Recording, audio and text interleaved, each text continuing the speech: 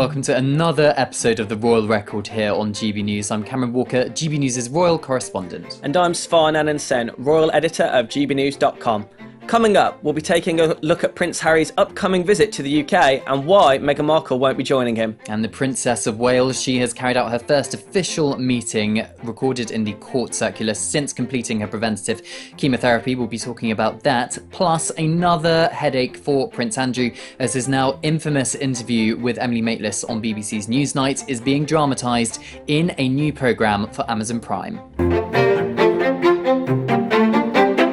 So it's been announced that Prince Harry, Duke of Sussex, is returning to the United Kingdom on the 30th of September to attend the Well Child Awards. He's been patron of the UK charity for more than a decade now, actually, I think around 16 years, which looks after or promotes seriously ill children in the United Kingdom. And the Well Child Awards, Prince Harry has been to for kind of 12 years or so, and celebrating, I suppose, their achievements and their resilience in the face of all of their struggles. And Prince Harry has said in a statement that I once again am honoured to attend this year's Well Child Awards, celebrating the remarkable courage and achievements of children living with complex medical needs. These incredible young people, along with dedicated caregivers, nurses and professionals who tirelessly support them, inspire us all. It is a true privilege to recognise such extraordinary individuals. And Svar, very admirable, of course, that he's going to these awards, but big question mark over whether this is going to be a quick in and out trip for Prince Harry, so back into the UK, then straight back to California, or if he'll spend longer here. Yeah, it's an opportunity for him to see his family.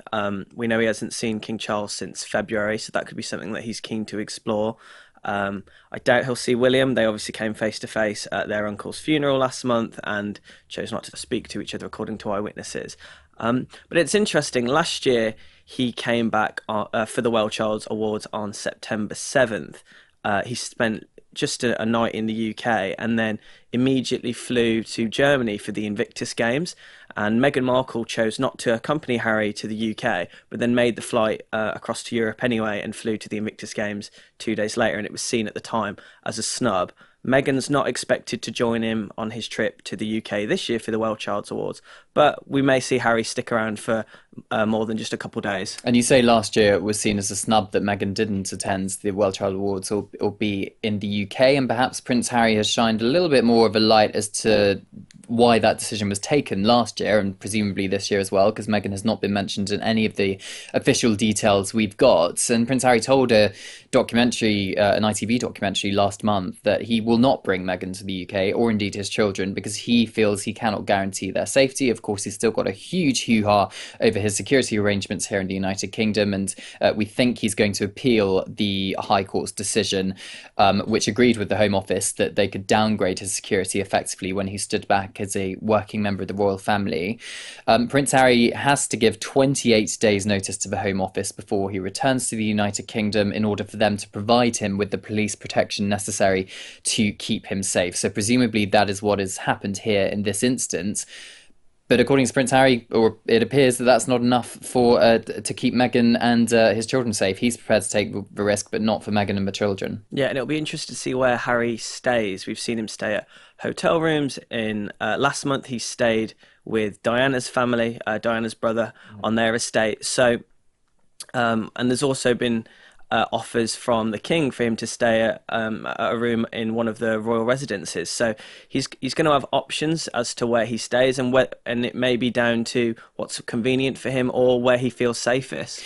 Yeah, and I think it will be very important for Prince Harry to come back here to the United Kingdom to attend the Well Child Awards. It's a charity he really cares deeply, passionately for. If that was to make sense. I'm not sure if that sentence made sense, but you know what I mean. He passionately cares about this charity. It's one of the few remaining charities in the United Kingdom that he has a link to, and of course he's got the Invictus Games as well. So I'm getting the sense that Prince Harry wants to focus a lot more perhaps on his charity work rather than what we have seen over the last few years, which is him complaining about his life as a working royal. And we have a GB News membership poll, don't we, talking about Prince Harry? Yes, so we asked our members. It actually came off the back of the royal family's decision to wish Harry a happy birthday on Sunday. So it was Harry's 40th birthday, The royal family does not wish happy birthday to non-working royals unless it is a milestone birthday, but because it was his 40th birthday, they did so. They did a similar message to Meghan Markle when she turned 40 in 2021, despite the fact she wasn't a working member of the royal family. And then following the royal family's message, a similar message was then posted on William and Catherine's official social media account, also wishing Harry a happy birthday. So we asked our members, were the royal family right to publicly wish Prince Harry a happy birthday? Now, this has completely split our members. 49% said yes and 49% said no, with 2% saying that they did not know.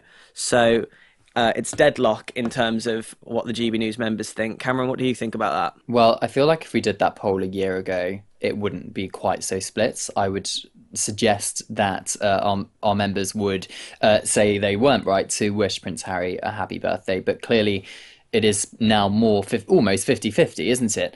Look, Prince Harry still a member of the royal family, whether or not, even though he's not a working member of the royal family. As you say, it's a milestone birthday, which is why they posted it. In terms of the narrative that it's a bit of an olive branch from Prince William and Catherine to Prince Harry, or indeed from the King to Prince Harry, I'm more cautious on that. The reason being is that it's just kind of custom, isn't it, that they would post for a milestone birthday. As you said, the same thing happened with Meghan in 2021. But having said that, I don't see a situation where either the Prince and Princess of Wales's team or the King's team at Buckingham Palace would post a happy birthday message to Prince Harry that is public on social media without their permission. So they clearly aren't so angry or have so much hate for Prince Harry that they don't want any public message of support going to him. So I suppose never say never, but it's still a very tricky situation, isn't it? And on that, we know that William and Catherine choose to put their initials at the end of a message when it's personally written by them.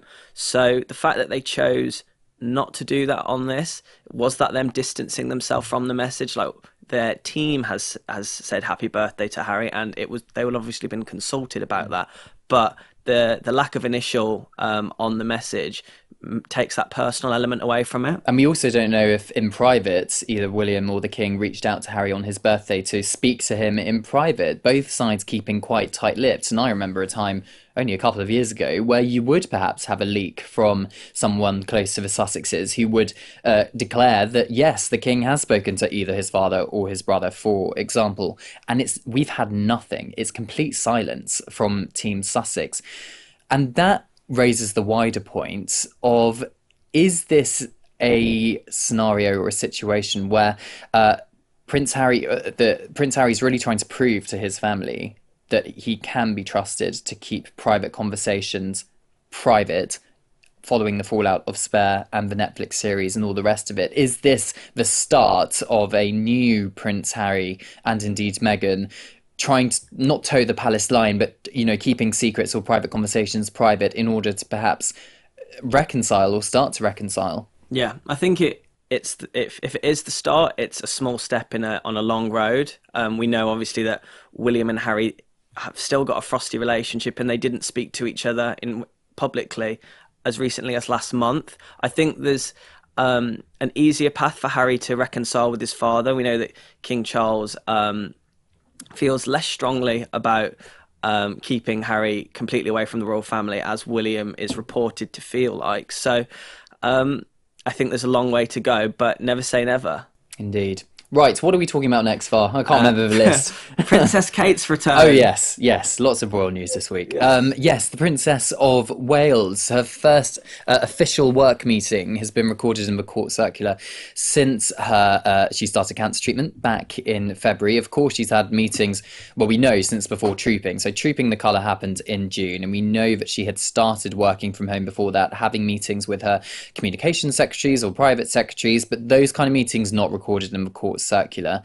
This one has been, and that's because it's an official work meeting. So presumably she had, yes, her official household team with her, but also perhaps some external staff from the Royal Foundation Centre for Early Childhood, because the meeting was at Windsor Castle, 5 minute drive or so from Adelaide Cottage, her home in Windsor, on the early years.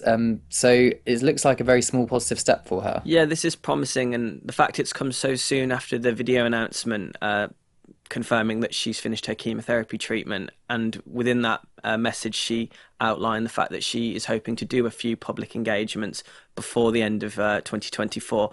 So I think this is the step in the right direction. And yeah, I think this is building up now to an actual public return. We've heard that Remembrance Sunday in November has been possibly earmarked as a return. It may come before that. If not, the carol service in December is also a potential return date. But I think that this is a sign now that Kate's readying up to make a return to public duties. Yeah, and I would suggest that that would be her wish, that she could perhaps carry out a public early childhood engagement, for example, before the end of the year. But Kensington Palace will be very careful to make sure that she isn't running before she can walk. And there is a big difference between travelling 5 minutes up the road to Windsor Castle for a private meeting away from cameras and the public, to having to travel potentially hundreds of miles to the other end of the country to attend a public engagement to do with early years. And we are getting the sense really still that she has good days and bad days with her health, but of course she has completed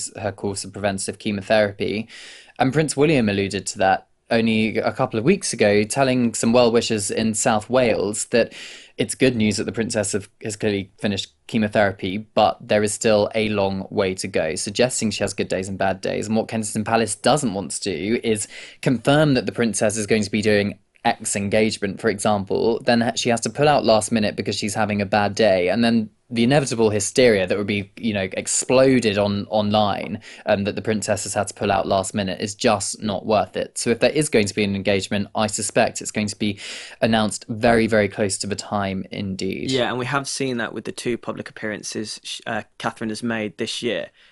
Trooping the Colour, the return at Trooping the Colour, I believe, was announced on the Thursday evening, and then she made the appearance on Saturday, and with Wimbledon, it was confirmed on the Saturday morning, and then she made the appearance on the Sunday afternoon. So yeah, it's about 24 hours, 48 hours notice, and that's probably what's going to continue. Yeah, and as you say, away from early years, we are expecting her to, well, she hopes to be able to attend the Remembrance Sunday service at the Cenotaph, and of course started planning for her Christmas Carol concert. But we'll let the princess continue with her cancer journey and not put any unnecessary pressure on her to return.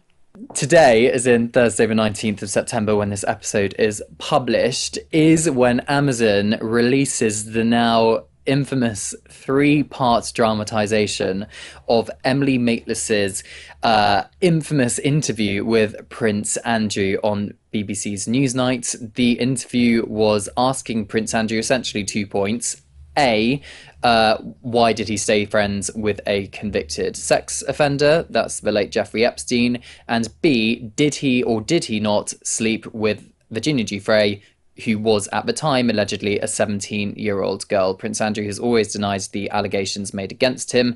But that interview, his answers were disastrous, and he was forced to step back as a working member of the royal family. And eventually, following the out-of-court settlement with Virginia Giuffre a few years later, he was stripped of his military titles and patronages. But all of this is going to be regurgitated in this 3-part drama, and it's going to be persuading Andrew to do the interview to start with. The second episode is the interview itself, and the third episode's the fallout. So yeah, tricky viewing for Prince Andrew. Well, yeah, the interview at the time, it captivated the UK audience and also worldwide. It was stunning to see a member of the royal family in that position, and I think that's why both Netflix and Amazon Prime, two streaming giants, both rushed to buy the rights to, I think, Sam McAllister's book, and also landing Emily Maitlis to be the executive producer in Amazon's case. So there was a huge amount of interest in it. We saw Scoop from Netflix already dropped in April. Emmy nominee. Yeah, and it was well received. I think Amazon's, as you said, it's going to be slightly different. It's 3 episodes, assuming that they'll all be around an hour each, so it'll be different to Scoop, which was a film. But yeah, it shows the amount of interest that's there, and it's going to create a fresh headache for Prince Andrew, a fresh headache for the royal family, and also for his daughter Princess Beatrice, because we know that she was portrayed in Scoop, and Sam McAllister revealed in her book that Beatrice played a role in actually organising the interview and came to one of the preparation sessions. And it's gonna Beatrice's role is again going to be explored in this Amazon Prime documentary series. Yeah, really difficult for Princess Beatrice because, of course, the subject of the interview was whether or not her father slept with an underage girl. So really difficult territory for her to perhaps relive in this drama.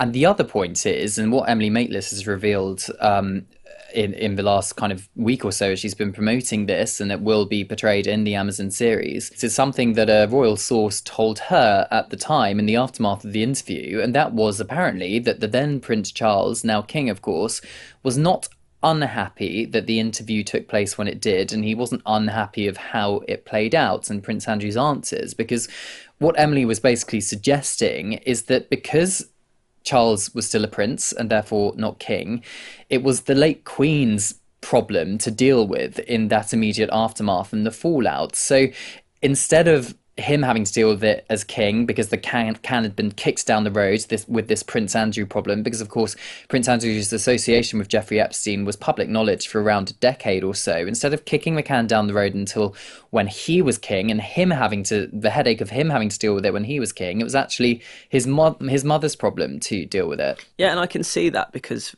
the Queen, her authority was absolute. That once she made that decision, there would have been no way for Andrew to try and fight his corner and persuade her otherwise.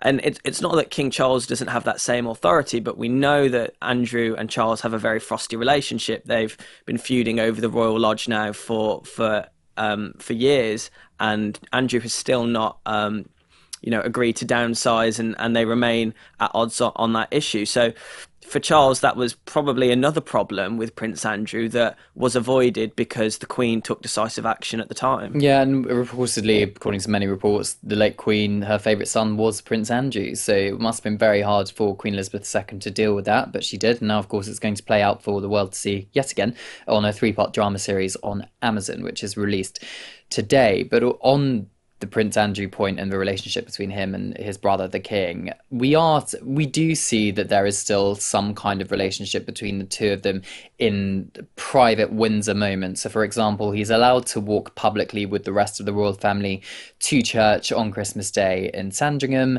and we also saw him at the memorial service for Prince William's godfather, King Constantine II of Greece, at Windsor Castle.